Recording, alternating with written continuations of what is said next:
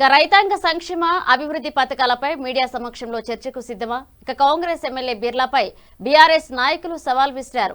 నువ్వు ఎక్కడికి పిలిస్తే అక్కడికి వస్తాం, సమయం తేదీ చెప్పు, మీ ఊరు నీ నియోజకవర్గంలో ఎక్కడ వేదికైనా సరే అంటూ ఆలేరు ఎమ్మెల్యే బిర్లా ఐలేకు బీఆర్ఎస్ జిల్లా అధ్యక్షులు కంచర్ల రామకృష్ణారెడ్డి, మాజీ నల్గొండ జిల్లా కేంద్ర సహకార బ్యాంక్ చైర్మన్ గొంగిడి మహేందర్ రెడ్డి సవాల్ విసిరారు. యాదాద్రి భువనగిరి జిల్లా భువనగిరి పట్టణంలోని బీఆర్ఎస్ పార్టీ జిల్లా కార్యాలయంలో సోమవారం ఏర్పాటు చేస్తున్న మీడియా సమావేశంలో మాట్లాడుతూ ఆలేరు ఎమ్మెల్యే ప్రభుత్వ బిర్లా ఐలయ్యపై బీఆర్ఎస్ నాయకులు నిప్పులు చెరిగారు. మంత్రి పదవి కోసం పార్టీ అగ్రనాయకత్వం మెప్పుల కోసం ఇష్టానుసారంగా మాట్లాడితే ఊరుకునేది లేదు అని హెచ్చరించారు. బిర్లా ఐలయ్య నాలిక ఒళ్లు దగ్గర పెట్టుకుని మాట్లాడంటూ హెచ్చరించారు. భవిష్యత్తులో నువ్వు ఎదగాలి అనుకుంటే ప్రజల ఆదరాభిమానాలు ప్రేమలు సంపాదించన్నారు తప్ప పిచ్చి ప్రేరేపిత మాటలతో సమాజాన్ని తప్పుతో పట్టించాలని చూడకని హితవు పలికారు. అబద్ధాలతో కూడుకున్న మీ మాటల కంటే ఎక్కువనే వస్తాయి. మేము కూడా అన్ని రకాలుగా మాట్లాడగలం. ఎటువంటి మాటల్లోనైనా నీతో పోటీ పడి గెలవాలనుకుంటాం, నీకంటే ఎక్కువగానే మాట్లాడతామంటూ ఈ సందర్భంగా ఆగ్రహాన్ని వ్యక్తం చేస్తూ హెచ్చరించారు. మాజీ ఉమ్మడి నల్గొండ జిల్లా కేంద్ర సహకార బ్యాంక్ చైర్మన్ గొంగిడి మహేందర్ రెడ్డి మాట్లాడుతూ అధికార పార్టీ పదవిలో ఉన్న అనే అహంతో ఇష్టానుసారంగా మాట్లాడితే చెల్లుబాటు అవుతుంది అనుకుంటే సరికాదు అని, రాష్ట్రంలో రైతులు హరిగోస పడుతున్నారని, ప్రజాపాలన కాదు రైతు వంచన పాలన రాష్ట్రంలో సాగుతుందని విరుచుకుపడ్డారు. నీ అవినీతి ఆక్రమాల పుట్ట తీరుస్తాం. ఇప్పటికే పలుమార్లు నీకు సంబంధించిన వ్యాపార లావాదేవీలపై చర్చకు పిలిస్తే రాకుండా కాలం వెల్లదీస్తున్నావని ఆగ్రహించారు. అక్రమంగా నడిపిస్తున్న క్రషర్లు, వాటికి సంబంధించిన విద్యుత్ బిల్లులు, ఇతరత్ర లావాదేవీలపై మేము ఆధారాలతో బయటపెడతామని, దమ్ముంటేరా మా సవాలు స్వీకరించు అంటూ నిప్పులు చెరిగారు. చిన్న వయసులో ఎమ్మెల్యేగా గెలిచి 2.5 సంవత్సరాల కాలంలో ఒరగబెట్టిందేమీ లేకపోయినప్పటికీ తెలంగాణ ఉద్యమ నాయకుడు, మంత్రి పదవులకే వన్నె తెచ్చి రాష్ట్రంలోనే ఒక నియోజకవర్గం నుంచి పలుమార్లు గెలుపొంది పార్టీలకు అతీతంగా ప్రజల మన్నలను మెప్పు పొందిన హరీష్ రావుపై అనుచిత వ్యాఖ్యలు చేయడం తగదు అని హెచ్చరించారు.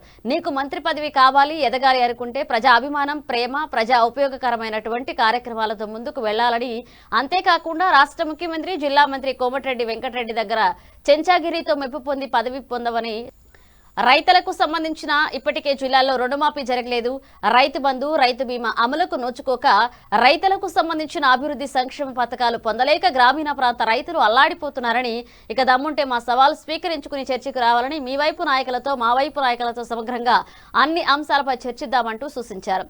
రాష్ట్రంలో రైతులు, కూలీలు, నిరుద్యోగులు, ఇతరత్ర రంగాల వర్గాల వారు మీ పార్టీ ఓటు వేసినందుకు మదన పడిపోతున్నారని ఆవేదన వ్యక్తం చేశారు. రానున్నది బీఆర్ఎస్ ప్రభుత్వమే అని, అన్ని రంగాల వర్గాల ప్రజలు ఎన్నికల కోసం ఎదురు చూస్తున్నారని, మిగిలింది 2 సంవత్సరాల్లో బీఆర్ఎస్ ప్రభుత్వం రానుందని ఈ సందర్భంగా నాయకులు అన్నారు. ఈ కార్యక్రమంలో నరసింహ, పాండు, పట్టణ అధ్యక్షులు, కార్యదర్శులు ఏవి కిరణ్, శ్రీనివాసరెడ్డి, చింతల కృష్ణయ్య, సురేపల్లి రమేష్, అబ్బుగాని వెంకటేష్ తదితరులు పాల్గొన్నారు. హరీష్ రావు మెదడు ముఖాలకు పోయిందో పోలేదో మరి నువ్వు నిరూపించాలి, కానీ నీ మెదడు అరికాలకు పోయిందని మేము నిరూపిస్తాం. ఇప్పుడు నీ అరికాలకు పోయినట్టే భావించాల్సి వస్తుంది. అందుకనే చిన్న వయసులో ఒక బాధ్యత కలిగిన స్థానంలోకి వచ్చినావు. ఆ బాధ్యతను కాపాడుకునే విధంగా నాలుకను దగ్గర పెట్టుకొని, ఒళ్ళు దగ్గర పెట్టుకొని, భవిష్యత్తును దృష్టిలో పెట్టుకొని మాట్లాడటం నీకు అంత మంచిది.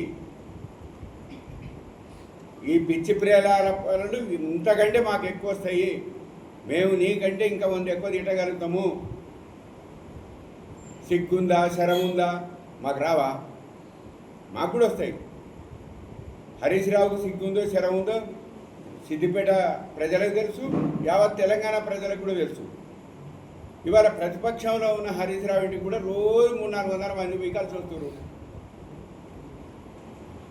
నువ్వు అధికారంలో ఉన్నావు, నీ ఇంటికి ఎంతమంది వస్తున్నారో ఒకసారి లెక్కేసుకో. ఇంతమందికి అడ్రస్ చేస్తున్నాడు రోజు హరీష్ రావు గారు.